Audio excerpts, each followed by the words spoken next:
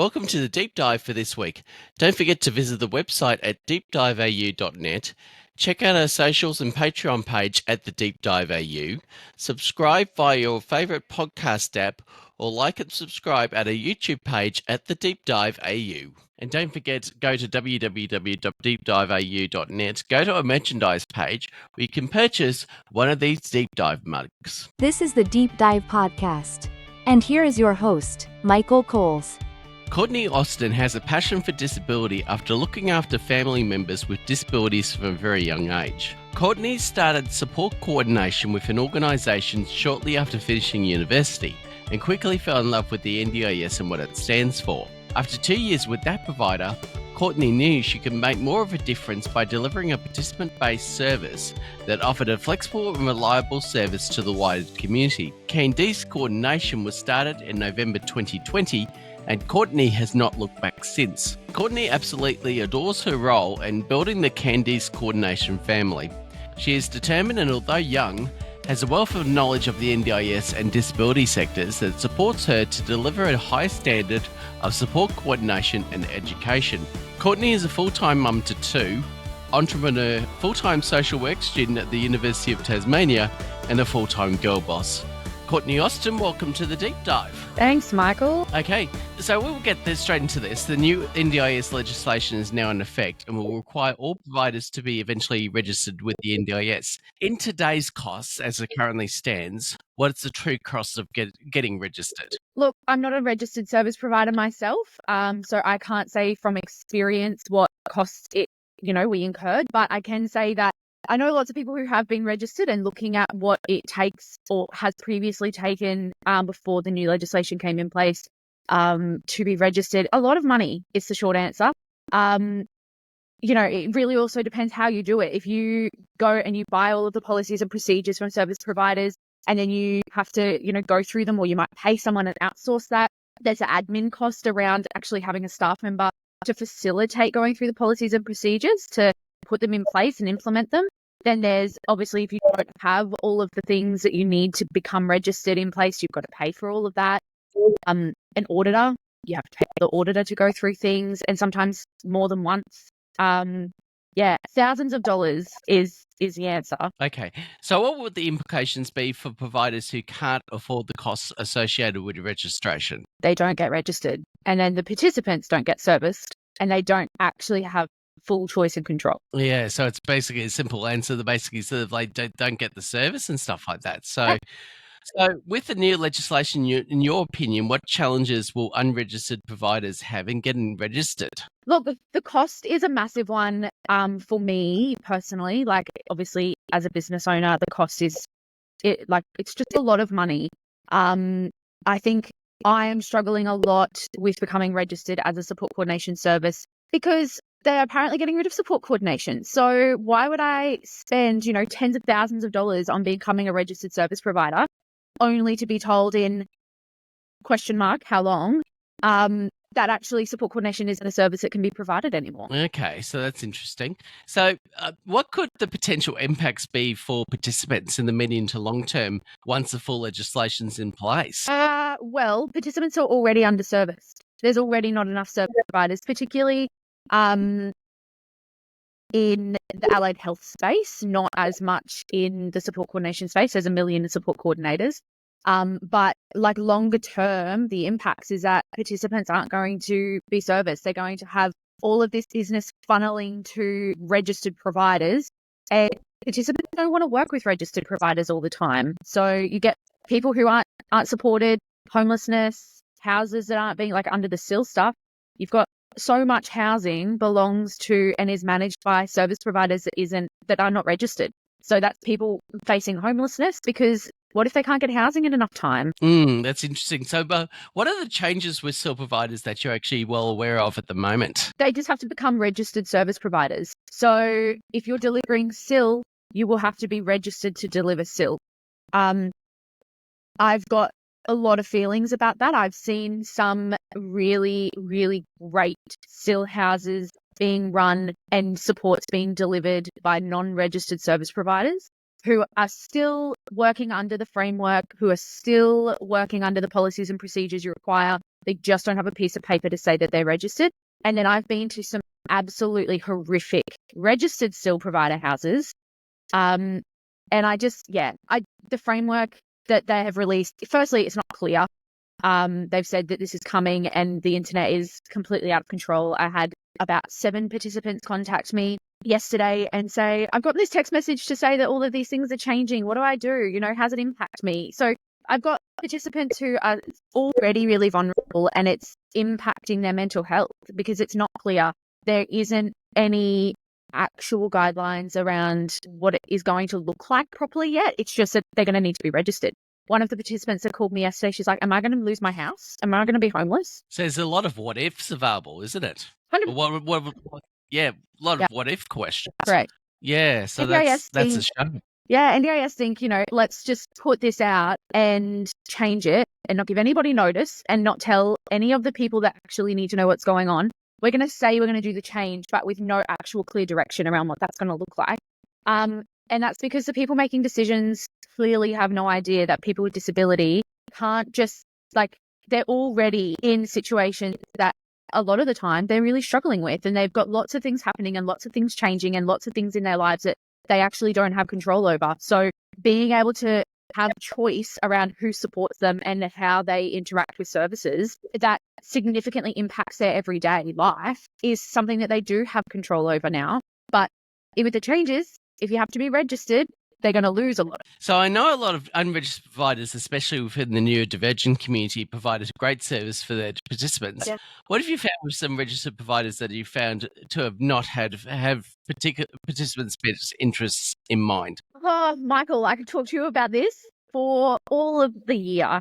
I would have a story for you for 365 days for multiple years. And it is absolutely heartbreaking because, unfortunately, a lot of the bigger organizations that have the monopolization of the services and the industry have a lot of, there is a lot of horror stories in that space.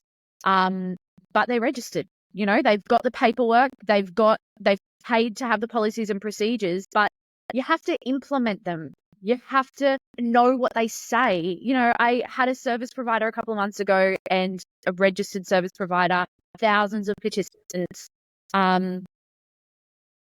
I asked a question about one of the policies around something that was happening in this participant's house. And she's like, we don't have that policy. I was like, yeah, I just pulled it off your website. Here it is. She's like, oh, I didn't even know we had it. Just because you have a registration, talking about registration, actually getting access to it. And this is obviously based on previous framework, not whatever is in place now, because I don't know what that looks like. But the previous framework, yes, you have to have your policies and procedures in place, and they ask a couple of random questions to participants and staff, and they do the interviews and go through your books, but they don't do it with all of your staff. They don't check everything, and people can pay to become registered. If I want to, I can go and pay an external company to make me a registered service provider. That doesn't mean I know what I'm doing. It doesn't mean that I've got the frameworks in place. It means I've got paperwork to say I should. It doesn't mean I understand them. So, horror stories. Oh, I've got one recently. The family came to me and said that they wanted to change service providers delivering SIL. And I said, yeah, cool. What's, issue? What can we do? Can we maybe work with them? Because obviously it's a significant change. And it turned out that the bank card belonging to the participant was with the staff member, and thousands and thousands of dollars had been spent off that card on tickets to shows, movie theaters, food, Uber. And this participant didn't do any of those things. So basically they're sort of spending it on pretty much on themselves, which I think is sort of wrong in every sense of the word. It's theft.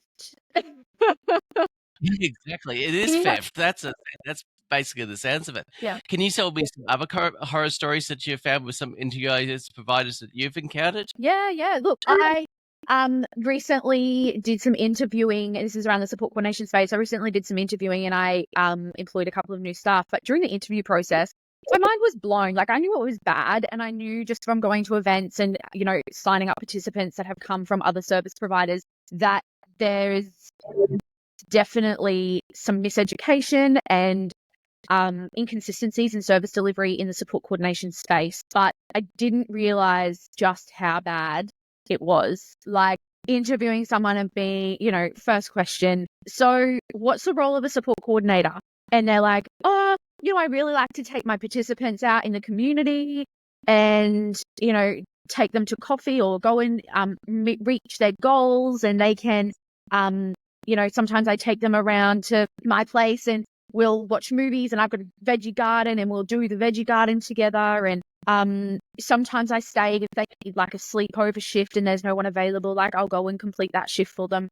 And I nearly died. Nearly died. So basically, you've had to sort of like, fill in for other stuff that basically weren't available, or basically pick up the slack, basically. Well, is that correct? No, like this person that I was employing to be a support coordinator and deliver a support coordinator service, who was already working for a registered NDIS service provider as a support coordinator, was delivering the work and the role of a support work to participants. Okay, that sounds a bit sus to me, to be honest. So this is the interesting thing about sort of like the NDIS. I know a lot of things have to change with it, but obviously that needs to be obviously with the disability participant in mind, rather than sort of like, basically sort of like, but I know some people in the space are doing really well, and they basically have those disability or with their or basically they're disabled themselves, but they actually sort of like put their sort of like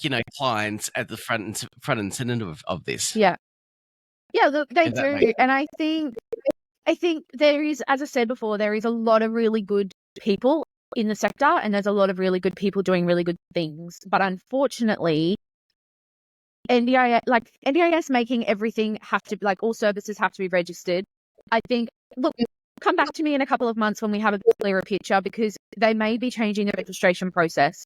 And if they are, and then they're making it mandatory to be registered, and the process is actually going to highlight training and the education and the roles and all of those sorts of things, and it's going to be actually watched and monitored, and there's going to be actual consequences for people who don't follow it and need it, then cool, I'll do my registration tomorrow. Like, sign me right up.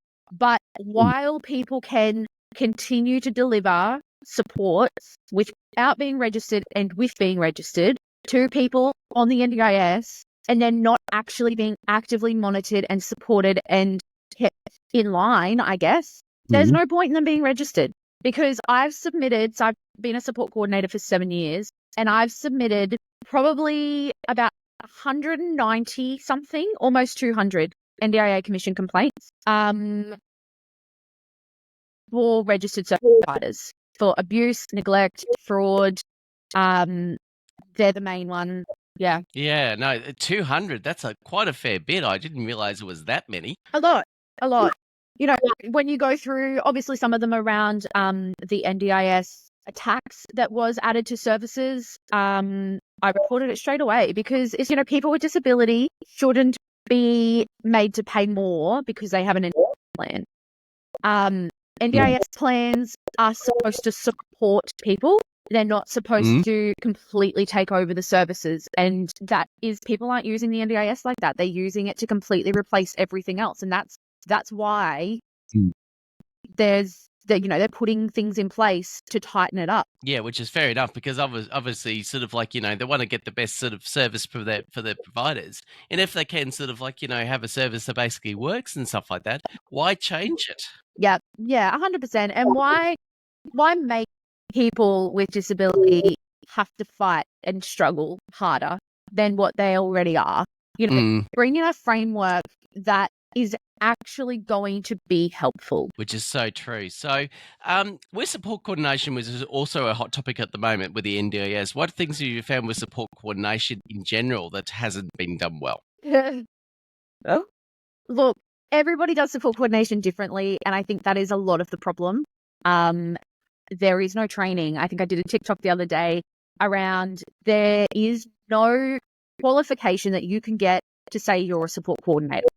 So we've got people left, right, and center being like, oh yeah, cool, I'm a support coordinator.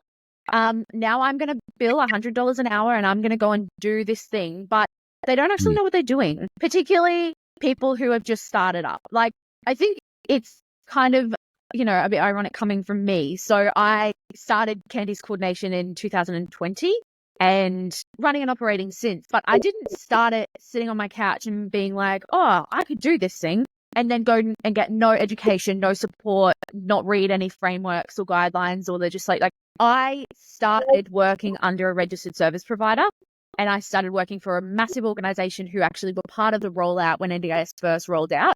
And I had a really good mentor. I was given training, I was given support and guidance, and I had, a fantastic exposure to the industry, I guess. I went to all of the NDIS things that they provided. I had meetings with the NDIS all the time. I shadowed. I wasn't given a caseload straight off the bat.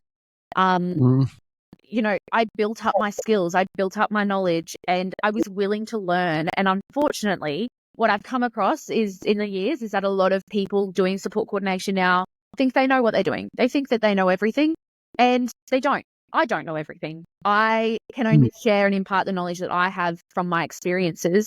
And, until NDIS release some sort of, this is the role of the support coordinator, this is what they do, this is what they don't do, this is how they do it, here's some guidelines and templates, so it's consistent, we're going to continue to see what we're seeing. Yeah, there needs to be that network and stuff like that, so they can sort of like, you can learn sort of from others and stuff like that as well. So I think sort of like having those networks, I think is great as well. Yeah, look, you can learn from others. I think learning from others is really helpful, but having the ability and the knowledge to check that is more helpful. Because, for example, I went to a training session, a support coordination training session a few years ago, and I had already been doing support coordination for a while. So I really just went to make sure there was nothing I had doing in, ongoing professional development reasons. And there was a room full of people who had never done support coordination before.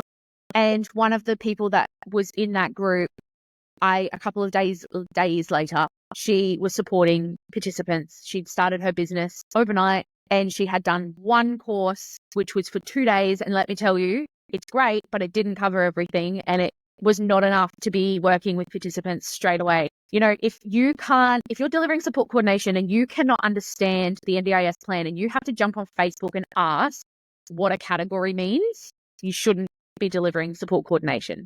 That was really bold of me, but yeah, no, you shouldn't be a support coordinator.